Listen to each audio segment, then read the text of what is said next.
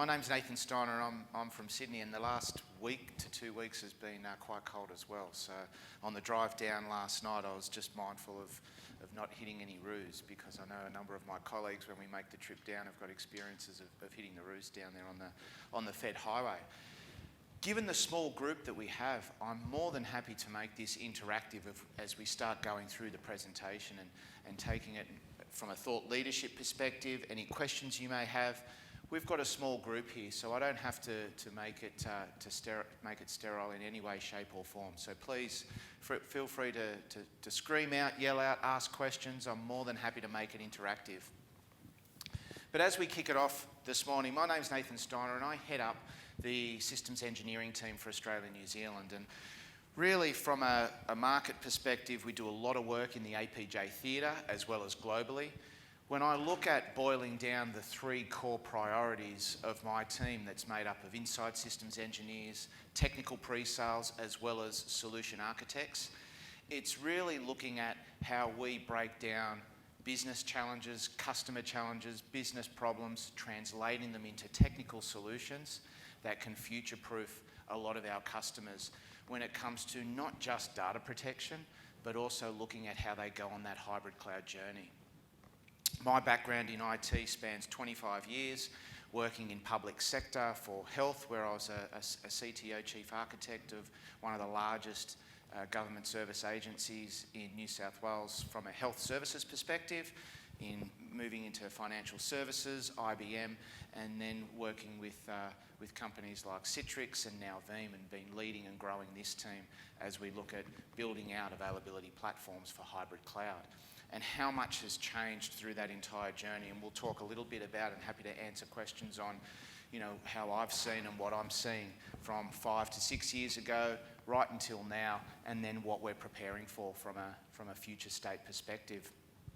But I'll kick off today because this is very much around Veeam and AWS when we start talking about hybrid cloud environments, as well as AWS public cloud environments. So I'm going to really narrow in on the core use cases today, the core value propositions when you start looking at data protection, and some of the things that you've got to consider, particularly as we look at now Essential 8 and being able to map ISM with Essential 8 and making sure that you have a risk-managed approach as you take your customers, your citizens, and your stakeholders on that cloud journey, whatever it looks like, be it hybrid, multi, or native from a public cloud perspective.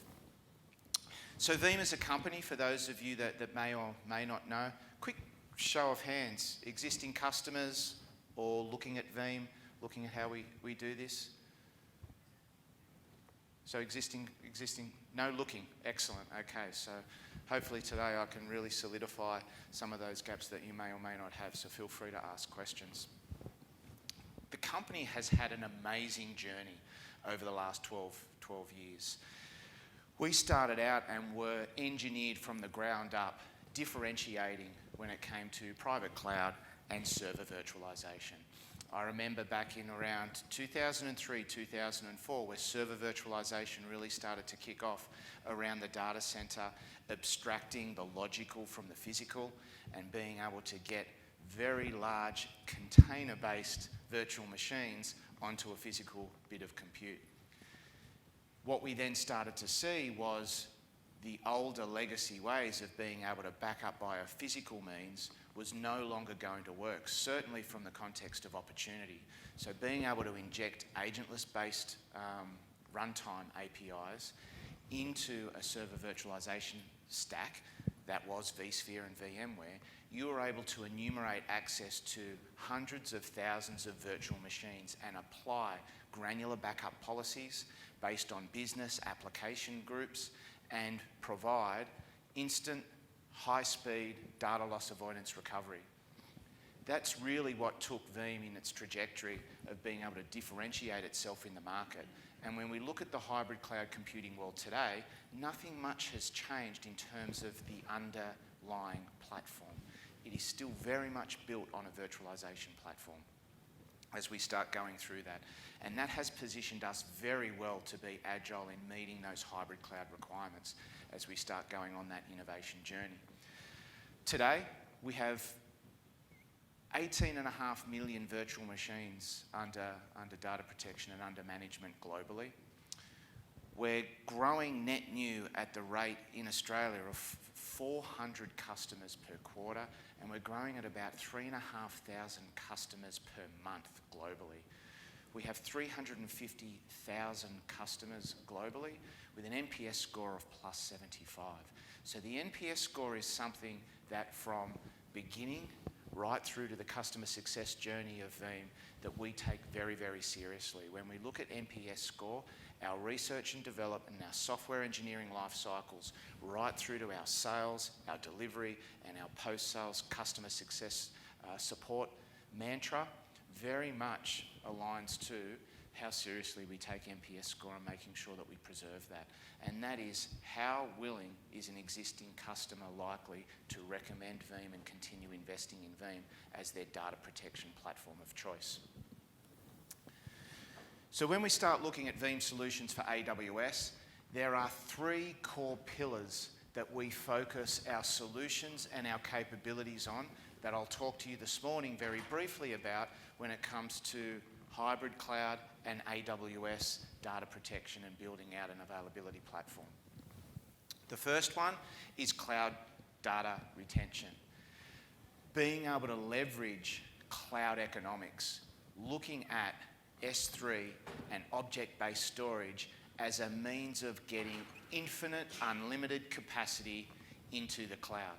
There may be requirements where you must store data on-prem and you've got existing investments in CapEx infrastructure.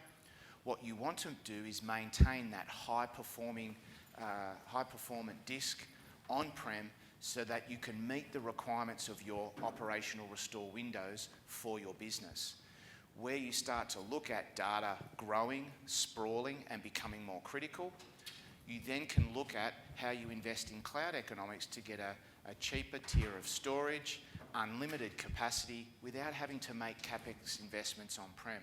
I'm going to take you through the architecture. I'll give you a video-based demo of how that works.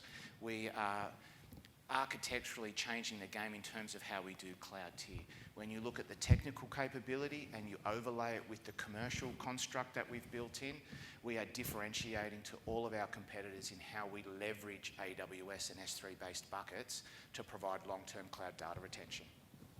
The second one is around cloud mobility, cloud portability. When you're looking at a cloud strategy, you must have flexibility. Even if you're looking at one particular cloud as your journey, public cloud that is, you need to maintain as part of your risk matrix and providing flexibility and future-proofing for your government service agencies and your businesses, you must provide flexibility of choice. Cloud mobility, cloud portability allows you to be able to move, manage your data and your applications on-prem into AWS and be able to restore from AWS back into on-prem. I'll take you through what we have in our single pane of glass in our platform, 2 clicks to the cloud when it comes to being able to directly restore to AWS. If you have an agent-based approach where you have large instances of EC2 that you need to centrally manage, centrally deploy, and make sure that they're managed, protected, and recoverable irrespective of where they are. That will be the second pillar of capability, and I'll talk to the Veeam capabilities that we provide in being able to provide that portability. The next one is around native AWS data protection when we talk about AWS as a public cloud. Our solutions there is with agents as well as things that we're bringing into market very, very shortly around Veeam Backup and Replication for AWS, which is driving native-based EC2 backups that have been originated in the cloud. VMC on AWS. Quick show of hands, underlying vSphere platform on-prem, and potentially looking at how you manage your risk as you transition towards an AWS platform. Is VMC something that anybody in this room is looking at?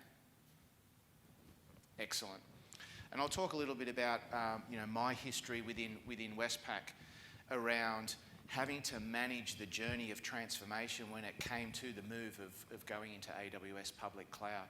And VMC on AWS really drives that risk-managed approach to leverage the investments you've already made in a virtualization platform that still gives you flexibility around your core business, citizen, mission-critical applications that you've tied into and integrated with vSphere across orchestration, manageability, irrespective of the level of investment that you have with vSphere, but then being able to get it closer to your AWS native services and get it closer to being able to drive that integration as well as drive that re-platforming.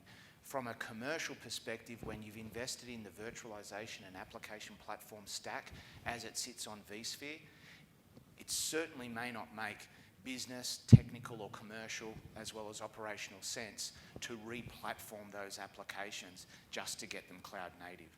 And that's where it gives you a parallel thought leadership perspective on born in the cloud applications that we've already invested in the enterprise and from a government service perspective to stay within our vSphere, but we can integrate them seamlessly and we can drive better commercial and operational capabilities from that.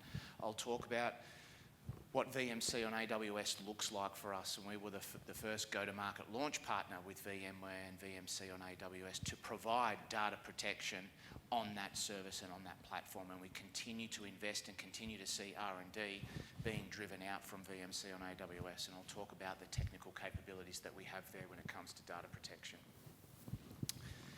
Big focus for most of you, if not all of you in this room, is around the Essential 8 and looking at, let's get a baseline of our environment as it relates to Essential 8 and then do an assessment on where our maturity levels are, be it 1, 2 or 3. Then we can start putting in technology plans and ICT initiatives to be able to narrow those gaps, to be able to increase the readiness and the maturity of any of those areas of the Essential 8 as it relates to your identified maturity levels with those pillars.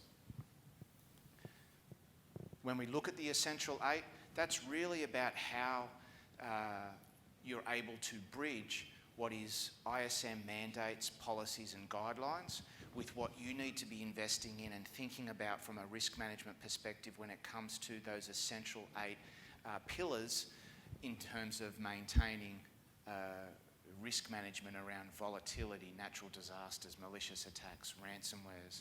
There's lots of different systems from a government service agency perspective that need to be protected, need to be managed, need to be highly available, and need to align to the government services policies and guidelines to manage citizen data, applications and workloads. I'll talk to you about where a lot of the areas we're focused on from a capability perspective. So when you're developing your requirements, when you're looking at your strategies and making sure that they align to the Essential 8, it's then looking at areas of technology, products and capabilities to say, well, how do they help me get to a maturity level of 3? Can they be doing it? Can this particular platform or technology be doing it straight out of the box in certain areas? Or what do I need to integrate as part of an ecosystem? We can really help you with that. Pardon me. Rob Johnston, who's regional team lead and senior solutions engineer within my team, manages the federal government patch. He got on the front foot from an industry perspective and developed a white paper from a data protection availability platform perspective in how to meet the Essential 8. There is a white paper that's available down in our booth. Come and talk to Rob if you want further detail. It's also published within our web, but we can certainly provide access to you if required. Here's what the Essential 8 look like.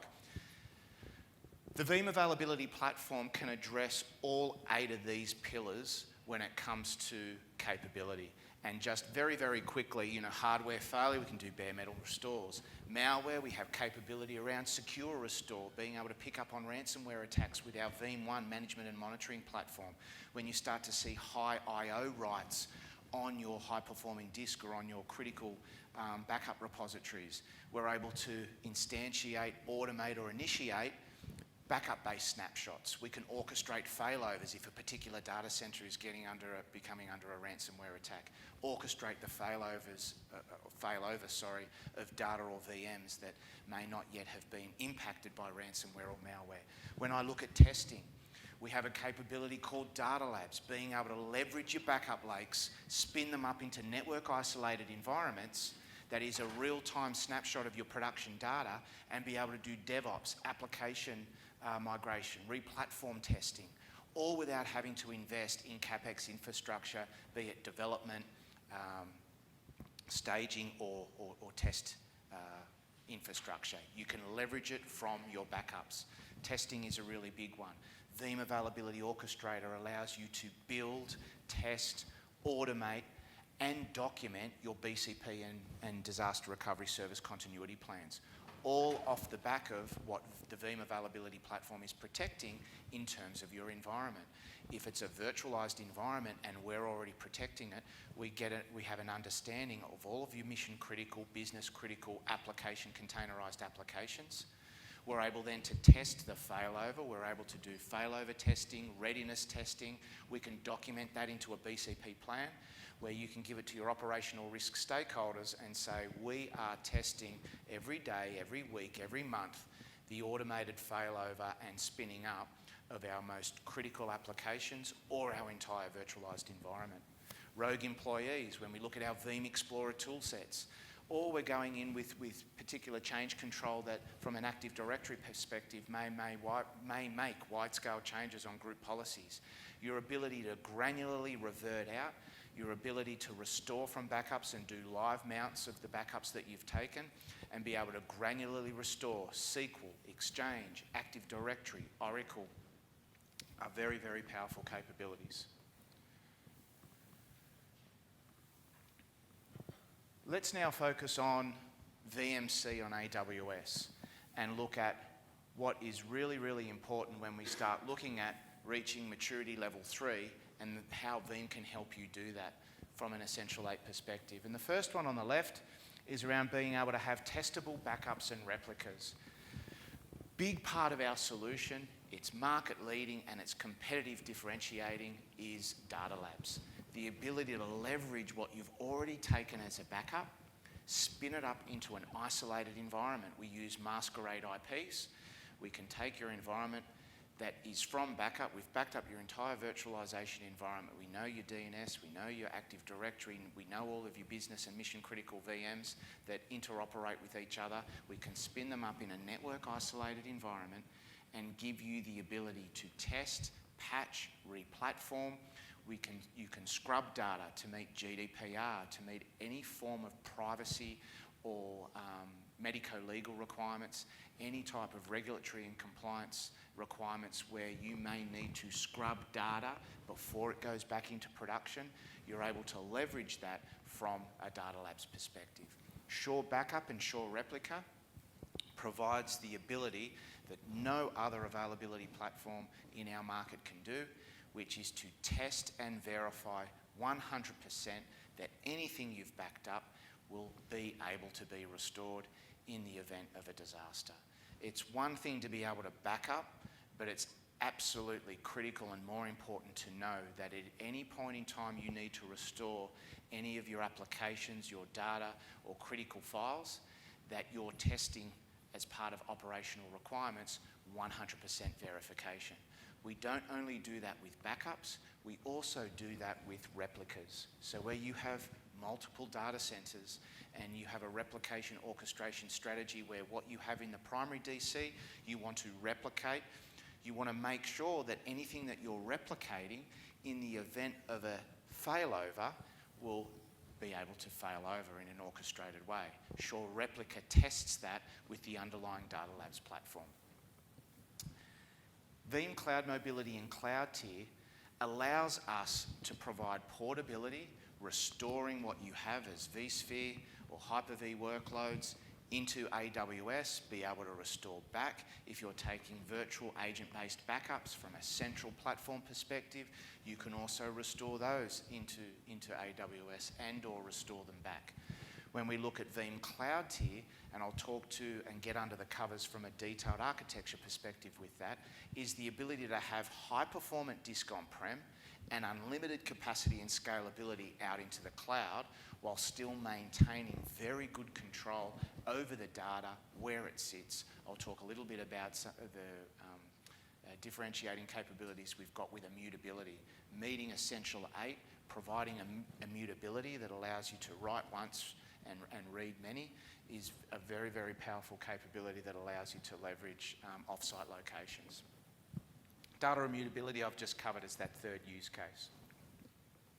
So let's talk about VMC on AWS, that use case as part of the pillars with being able to manage risk in hybrid cloud environments, increase your speed and time and value to market when you want to leverage AWS-based services.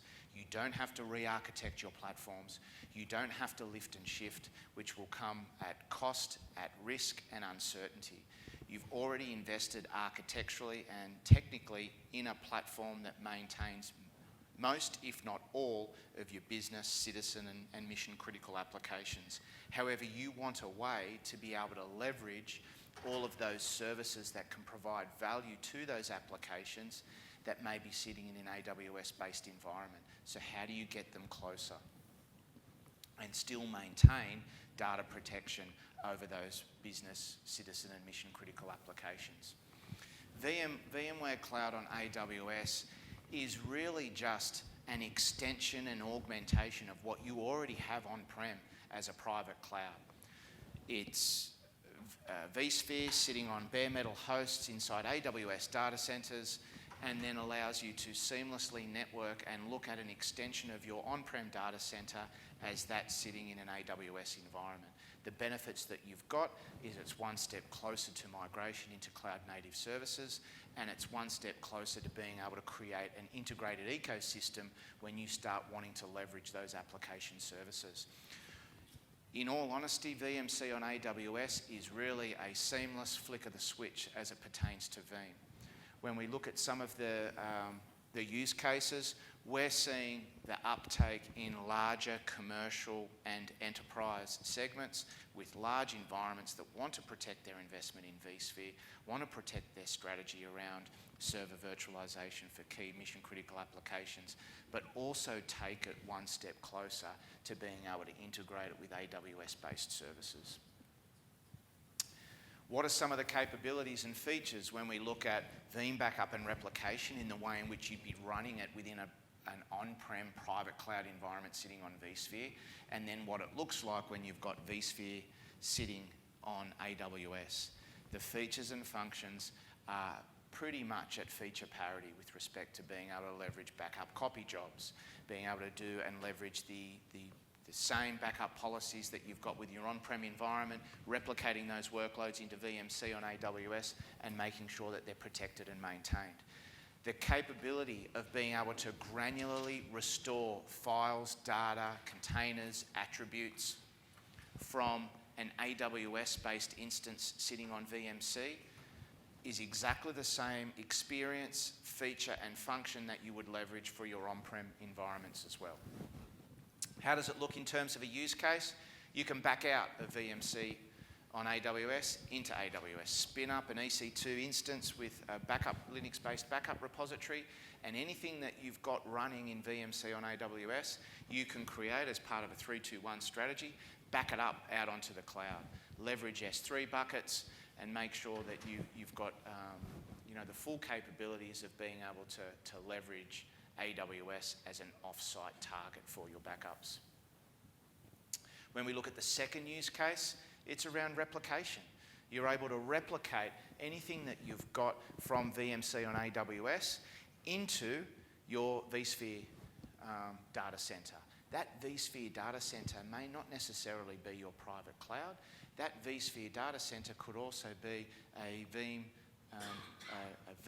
VMware authorized cloud service provider. So if you're looking at third-party cloud service providers that are also running vSphere environments, that provides you a hybrid cloud ecosystem where you may be wanting to replicate and migrate workloads between VMC on AWS, VMware-powered cloud service providers, but wanting to make sure that your ecosystem as it pertains to data protection is consistent and is standardized.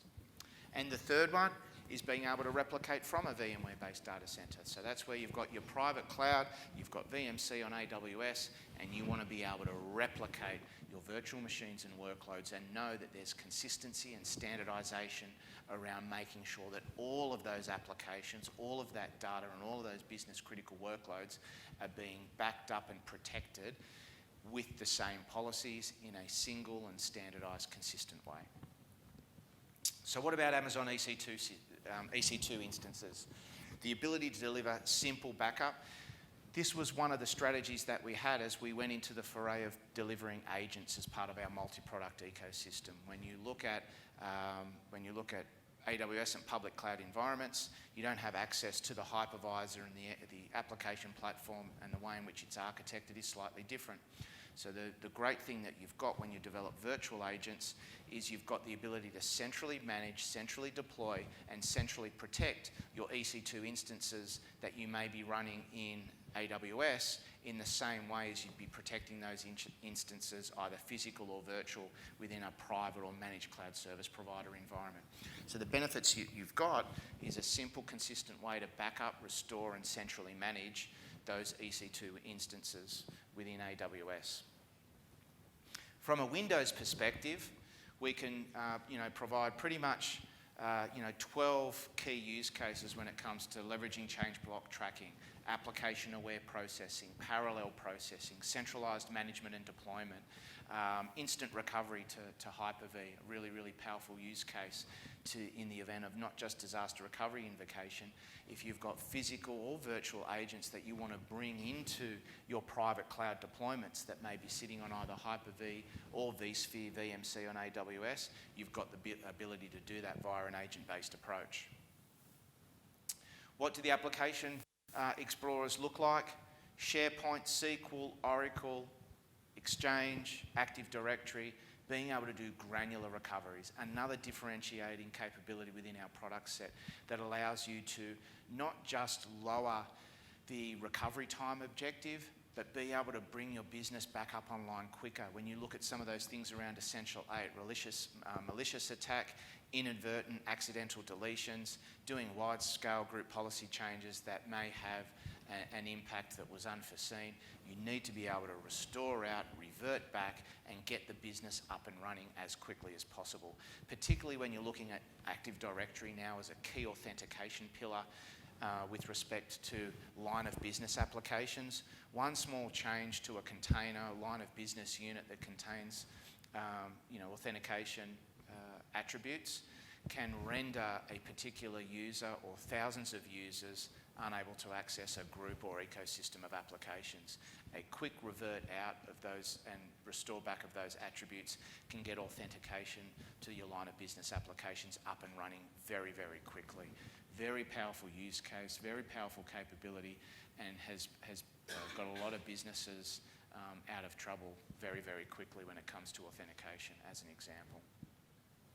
Veeam Agent for Linux, in much the same way that you've got Windows-based VMs, you also run a mixed mode of Linux-based VMs. And if you look at the public cloud environment, the number of Linux just continues to explode. So when we look at the capabilities from a Linux-based perspective, we can do entire computer, volume, image-based backups, support for parallel processing and multiple jobs.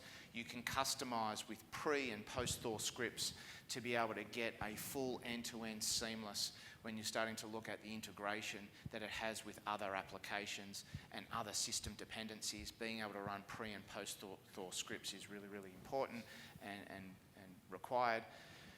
You can choose to use a simple, intuitive user interface or continue from a Linux-based administration perspective using CLI. Cloud data retention. We brought in cloud data retention as part of Veeam Backup and Replication 9.5 Update 4 to address these core challenges when we started to see data growth and how it was impacting on-premises investments in infrastructure to cater for the growth. We also saw it as part of compliance requirements. As the hybrid cloud ecosystem, as public cloud started to really take off in terms of its technical, operational and commercial benefits, organisations and customers really needed to look at, well, what made sense from a balancing perspective, because you may have very large terabytes, petabytes and zettabytes of data on-prem. How do I need to manage that? Where do I need to put it? How do I need to control it? Over a longer term cycle, it may not make sense to lift and shift based on classification, sovereignty, regulatory requirements, all of that data. The flexibility that it gives me may not be there future state, but what's really, really important is that I have a solution that allows me to non-disruptively and seamlessly, intelligently manage my data, be it on-prem and or leverage the benefits of unlimited infinite scale from an object-based storage perspective. So long-term data retention is really, really the key critical driver as data starts to really explode across government environments. What does the market say to validate that customer challenge?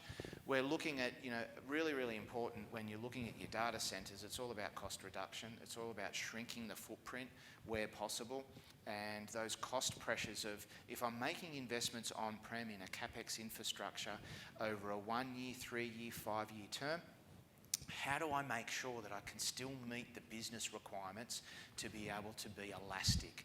And this is where it becomes really, really important that where you've made predictive investments over your costs on-prem, you still can provide flexibility to the business to be able to scale out and leverage unlimited capacity where it makes sense. And this is where Cloud Tier for long-term data retention really becomes a powerful tool, not just to move everything into long-term into object S3-based storage, but give you the flexibility of leveraging high-performant object-based storage on-prem, as well as leveraging AWS S3 buckets longer term. And it all comes down to what makes sense for you and the workloads and the data and the rate of change and what the organisation's policy is around operational restore windows, how much data there is, how much investments you're willing to make on-prem, and then what makes sense for you to leverage in a S3 cloud sense. And I'll talk through the architecture of how we're really changing the game of being able to leverage real commercial benefit out of long-term data retention into AWS S3, and I'll talk a little bit about the architecture. So where do I start? We want to lower storage costs. If data growth, data sprawl and data criticality is continuing to grow and expand, when you start bringing in analytics, AI, machine learning and data being a key digital asset to your organisation, that ecosystem of being able to analyse, profile and do not just traditional batch processing analysis, but also real-time analysis becomes critically important for you. The tin and the infrastructure and the hardware that you have to run it on becomes a cost pressure that you really need to make sure you can future-proof your strategy around when it comes to hybrid cloud ecosystem. Tiering data.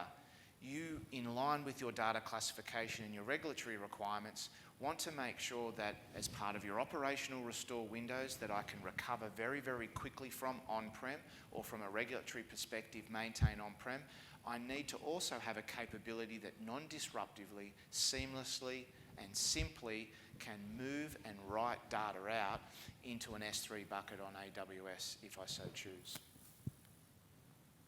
So it needs to be easy. Architecturally, how does Cloud Tier within Veeam Backup and Replication work?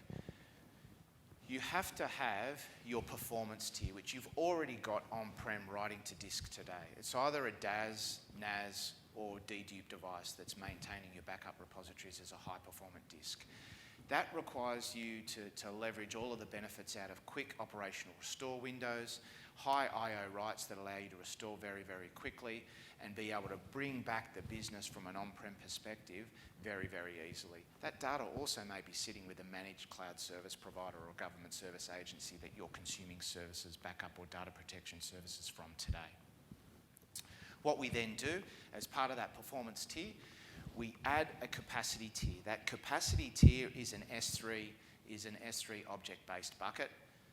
As part of scale-out backup repository, we have the policies that non-disruptively will look at, based on your policies, based on what you've set as part of backup and your backup chains and operational restore windows, what data do I want to write out into object-based storage? but the way in which we do it I'll explain and go through now, which differentiates. And it differentiates mainly from a restore perspective. And this is the key differentiator that we have competitively in the marketplace when you're looking at other offerings that also include cloud data tiering. We start off with breaking the data up when we have it on-prem within or not on-prem, when we have it within a performance tier, broken up into metadata and data chunks. What we first do is we move the metadata into the capacity tier, into AWS S3. We move that metadata there so that in the event that we lose our performance tier, or let's say for this example, our on-prem repositories, we have a copy of the metadata that we're able to rebuild the data from sitting in S3. So as part of a 3-2-1 strategy, we've got the ability to leverage that metadata if we need to and rehydrate. Then what we do is we move the data chunks all out into, we do a conversion of block into objects, and we move it all out into an S3 tier.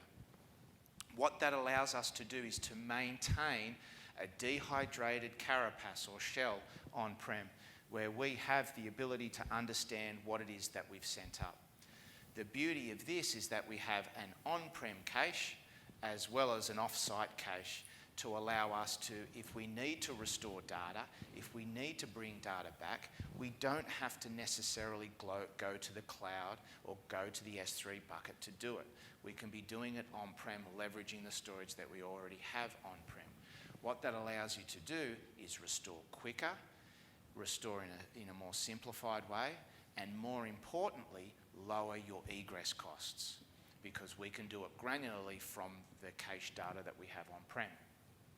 We can make the backups immutable. Immutability, very, very powerful and useful requirement for government service agencies and FedGov, particularly as you look at how that aligns to ISM and Essential 8 requirements around data protection and making sure that that data maintains immutability for a period of time. Different government service agencies have different requirements, so based on that, you can set that immutability period. The Veeam difference, offloaded backup files stay as shells, which I've explained, that allows you to do quick restores, lower egress costs. You know, I encourage you when you're looking at like-for-like requirements in the marketplace, when you're validating and doing proof of concept testing, make sure when you're looking at leveraging as part of capability, you don't have to, if you're putting 5 terabytes in with some capabilities, if you're putting 5 terabytes into the cloud and you need to restore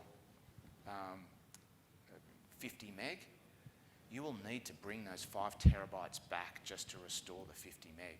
So again, when you're starting to look at the egress costs associated with competitive products, really look closely as part of the evaluation.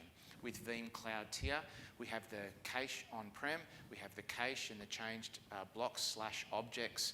We will only bring back what we need. Granular file restore capabilities will lower your cloud tiering costs significantly. No double charging. This is all built into the platform. When you purchase Veeam Backup and Replication, Cloud Tier is just a feature and a function that's built into the product. We don't charge you for the licensing of Cloud Tier and then do capacity-based licensing for every megabyte, gigabyte, terabyte that you're also leveraging the software for. So that's a big differentiator for us when it's already built into the platform. If you're running 9.5 update 4 today, Enterprise, Enterprise Plus, which is our 2 standard offerings, you already have the ability to leverage Cloud Tier at no cost whatsoever. No vendor lock-in gives you flexibility of choice, particularly when you're looking at your digital transformation strategy and you're looking at the underlying pillars that need to future-proof you for either a hybrid cloud or multi-cloud transition. Really, really important that you've got flexibility around your storage, network, compute, and application tiering of infrastructure, and giving you choice based on your requirements of how you want to leverage your investments in each of those. Making sure that as you go on that digital transformation to redefine and enhance citizen experience, improve and increase productivity, and deliver government service agency differentiation, that you're maintaining flexibility and agility around your investments, around your technology plan, and that whilst you might have tightly coupled reference architectures, you still have the flexibility of choice when it comes to being able to make changes around elements of those stack. I'm going to take you through a very quick demo now, and this is what it looks like from a Cloud Tier perspective. What you're seeing here is the Cloud Tier capability within Veeam Backup and Replication 9.5 Update 4. This is really just a current state. Here is a backup of a particular cluster. What we're going to show you is all of the relevant backups using scale-out backup repositories. We've got incrementals and fulls from the last day through to what's been taken up as backups.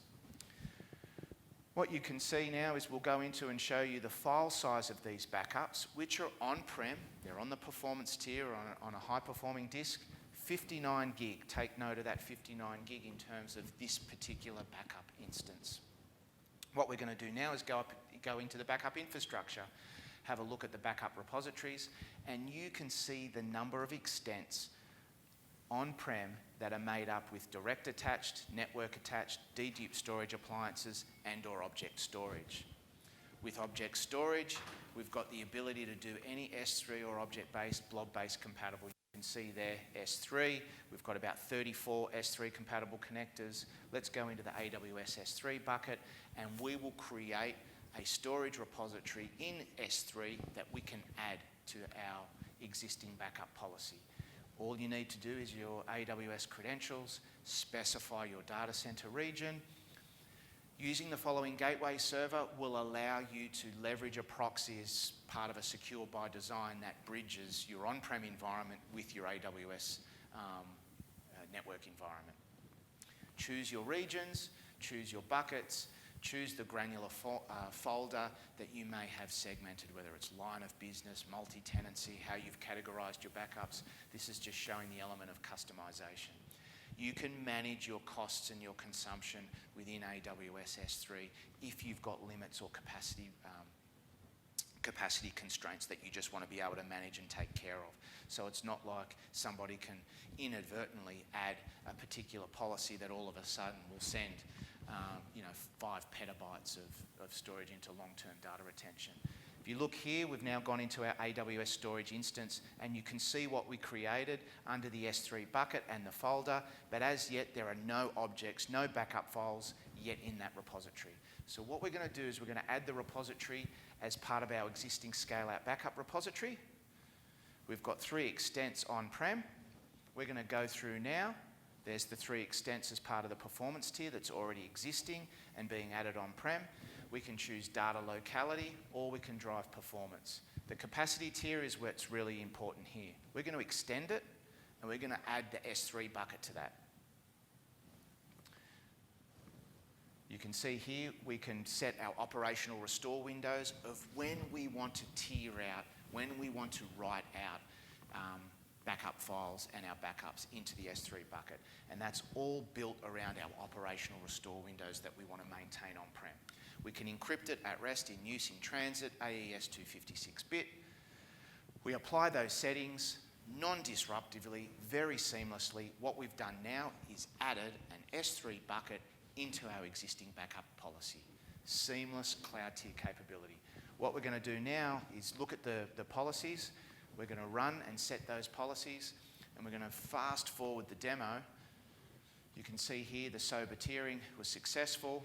We're going to just fast forward the demo because we've written out now the backup files 4 hours later, and what you're going to look at now is the backup policy and where those files and how those files have been written. So we can see here that it's about to be completed at the moment. That cloud tiering hasn't yet started. You can see it's already identified based on the policy and operational restore window settings that you set that it's going to move 5 backup files into that S3 bucket. We'll kick it off, it will process.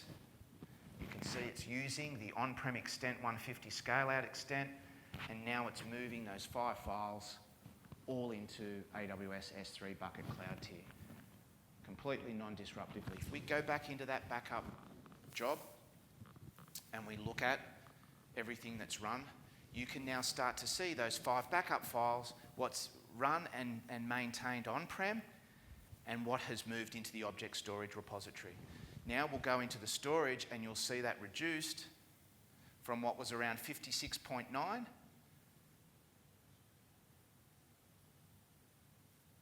we'll see it collect 29.1. So 29.1 stayed on-prem in the high performant tier, and the other 30 or so moved into the cloud tier bucket. From the same pane of glass, you can take those VMs and those workloads and directly restore into Amazon EC2. You can do vSphere Hyper-V conversion directly and seamlessly migrate those, convert them straight into an EC2 environment. Cloud mobility, very, very quickly, 3 core use cases when I spoke about being able to move workloads and core mission-critical, business-critical applications, make them portable into an AWS environment. Mobility to the cloud is really, really important. How flexibly can I move in alignment with my strategy on-prem into the cloud and do conversions? That's the 2 clicks to the cloud, direct restore to AWS capability. You can also back them up using agents and then reinstantiate them and bind them to EC2 instances once you've created those in AWS.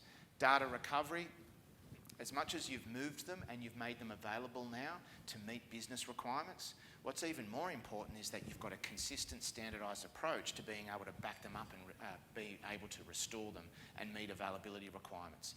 It's likely that the SLAs associated with what you have on-prem are going to be the same, if not required to be better, when you move them into a cloud-based environment. So being able to recover those workloads are just as important. Test and dev, DevOps, SecOps, re-platforming, being able to understand if I've got on-prem applications and workloads, will they work the same? What are the elements of application re-architecting, secure and risk matrix? How do I do penetration testing, ethical hacks? How do I make sure that from an essential maturity perspective, what has been maintained on-prem will be at parity when I put it into AWS? Test and dev and being able to have a fast time to market of being able to analyse, a fast time to market in being able to understand, as well as lower the risk posture, can derive greater benefits because you can move those workloads quicker and get them up and running and deliver greater project benefits as a result of that. What the market says, backup is a really, really easy use case to take from on-prem and move it into more commercial viable ways when you start looking at what we can deliver as part of Cloud Tier. Seamlessly and non-disruptively. It is really, really easy to be able to bridge and augment what you have as on-prem with an AWS public cloud instance and being able to leverage all of the benefits of being able to move data there for long-term data retention when it makes sense. Cloud workloads aren't as portable as intended. I can tell you absolutely, unequivocally, that the journey to the cloud hasn't been what we thought it would be 6 or 7 years ago. And that's why we have very much a hybrid cloud ecosystem, because it absolutely makes sense that you have to understand horses for courses. They're not as portable as they are. Applications to deconstruct, re-platform and re-architect. If you're born in the cloud, it makes perfect sense, where you've got your enterprise application architecture strategy and you understand where it makes sense to do born in the cloud, but where it makes sense to maintain investments that are tightly tied into your enterprise or government service agency. You need to have a way of being able to integrate that ecosystem. We know that workloads aren't as portable as we thought they were.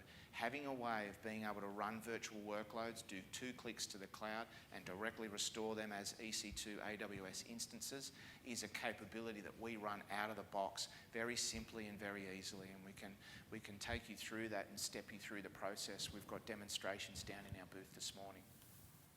So portability is all around the direct restore to AWS, 2 clicks to the cloud. Our ability to recover workloads from the cloud to the cloud within the cloud is also very powerful, and it allows us to do migration and application and platform testing when you want to move those workloads. There are lots and lots of case studies between Veeam and AWS, Veeam and VMware, VMC on AWS, meeting those core pillars of data portability, cloud data retention, security and compliance. really builds in under a comprehensive platform.